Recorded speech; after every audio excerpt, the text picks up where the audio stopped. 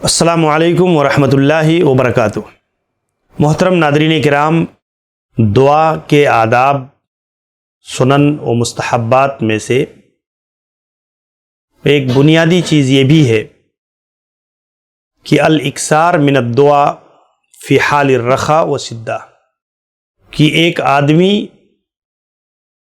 اللہ رب العالمین سے خوشحالی میں کثرت سے سوال کرے، اللہ کی طرف رجوع کرے، اللہ سے مانگے، اللہ سے اپنا تعلق مضبوط بنائے، اور پھر جب انسان پریشانی کے عالم میں آتا ہے تو اللہ تعالیٰ بندے کی مصیبتوں کو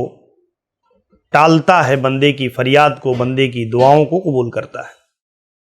یہ ایک بہت اہم اور بنیادی مسئلہ ہے۔ وہ انسان عموماً جب مشکلات اور مصائب آتے ہیں تب اللہ کو پکارتا ہے، تکلیف میں جب مبتلا ہوتا ہے، دنیا کے وسائل اسباب کام نہیں آتے تو پھر آدمی اللہ کی طرف توجہ کرتا ہے، اللہ سے مانگتا ہے، اللہ سے گڑگڑاتا ہے۔ تو چونکہ انسان جب خوشحالی میں ساری نعمتیں اس کے پاس تھیں، سارے وسائل اس کے پاس تھے، ہر طرح سے اللہ نے اسے نواز رکھا تھا، اور وہ اللہ تعالیٰ کو بھولا ہوا تھا، تو آج جب بیماری میں مبتلا ہوا تو اللہ تعالیٰ اس کی فریاد اور اس کی دعا کو رد کر دیتا ہے۔ اور اس کی بنا پر ہمیں اور آپ کو دعاؤں میں یہ طریقہ، یہ ادب ہمیشہ ملحوظ رکھنا چاہیے کہ دعا خوشحالی میں ہم اور زیادہ کریں بنسبت تکلیف کے، کہ جب ہم تکلیف میں ہوں تو اللہ کو یاد کریں۔ آپ غور کریں، من سرہ ان یستجیب اللہ لہ عند الشدائد والکرب فلیکثر الدعاء فی الرخاء۔ پیارے رسول جناب محمد الرسول اللہ صلی اللہ علیہ وسلم فرماتے ہیں کہ جس شخص کو یہ بات پسند ہو کہ اللہ تعالیٰ اس کی دعاؤں کو مشکل حالات میں قبول کرے، تکلیفوں میں اللہ اس کے کام آئے، تو اسے چاہیے کہ خوشحالی میں کثرت سے اللہ رب العالمین سے دعا کرے۔ اور ایسے ایک دوسری روایت میں اللہ کے نبی نے فرمایا، تعرف الی اللہ فی الرخاء یعرفک فی الشدہ۔ اللہ تعالیٰ سے خوشحالی میں، نعمتوں کے وقت میں اللہ سے اپنا تعلق بنا کر رکھو، اپنی پہچان بنا کر رکھو۔ جب تم شدت، تکلیف اور مشکل گھڑی جب تم پر آئے گی تو اللہ تعالیٰ تمہیں پہچانے گا، اللہ ضرور تمہاری دعا کو قبول کرے گا۔ آج انسان کا معاملہ بالکل اس کے برعکس ہے کہ ایک آدمی جس قدر نعمتیں اللہ کی اس کے اوپر نچھاور ہوتی ہیں وہ اتنا ہی دور ہوتا ہے اللہ سے، حالانکہ اسے اسی قدر اللہ سے قریب ہونا چاہیے۔ یہ نیک اور صالح بندوں کی پہچان ہے کہ وہ جس قدر اللہ کی نعمتیں پاتے ہیں وہ اسی قدر اللہ کی شکر گزاری ادا کرتے ہیں، اسی قدر وہ اللہ کے شکر گزار بنتے ہیں۔ ہر حال میں وہ ان نعمتوں کے حق کو پہچانتے ہیں، اسے ادا کرتے ہیں، اور جب کبھی زندگی میں ان کے ساتھ کوئی اس طرح کا مسئلہ آتا ہے، تکلیف کا مسئلہ، آزمائش کے حالات آتے ہیں، اللہ رب العالمین اپنے بندے کی فریاد کو پہنچتا ہے، اللہ تعالیٰ اس کی دعاؤں کو قبول کرتا ہے۔ تو یہ چیز ہمیں کتاب و سنت کی روشنی میں بتایا گیا، سمجھایا گیا، اور اس ادب کو ہمیں ملحوظ رکھنا چاہیے۔ آپ دیکھیے حضرت یونس علیہ السلام کی بڑی پیاری دعا۔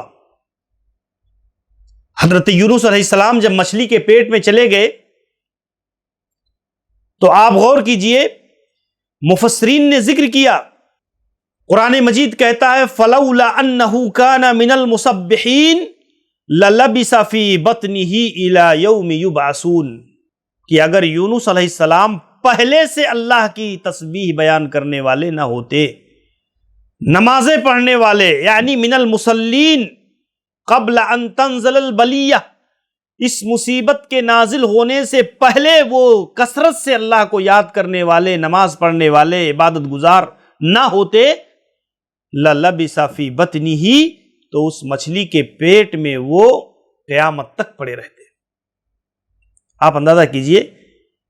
امام حسن بصری رحمہ اللہ نے اس کی تشریح کرتے ہوئے کہا، مَا كَانَ لَهُ صَلَاةٌ فِي بَطْنِ الْحُوتِ وَلَكِنَّهُ قَدَّمَ عَمَلًا صَالِحًا فِي حَالِ الرَّخَاءِ۔ یہ مچھلی کے پیٹ میں وہ نماز نہیں پڑھتے تھے،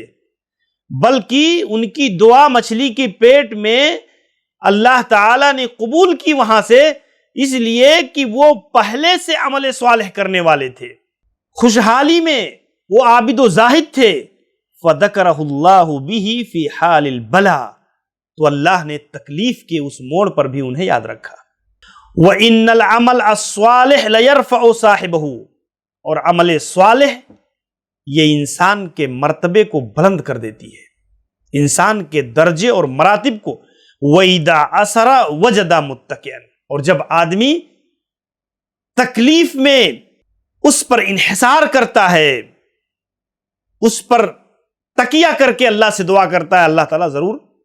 اے اللہ میں نے یہ عمل کیا، اللہ میں نے یہ عمل کیا۔ تو یہ آپ دیکھیں کہ ایک نیک اور صالح انسان کا طریقہ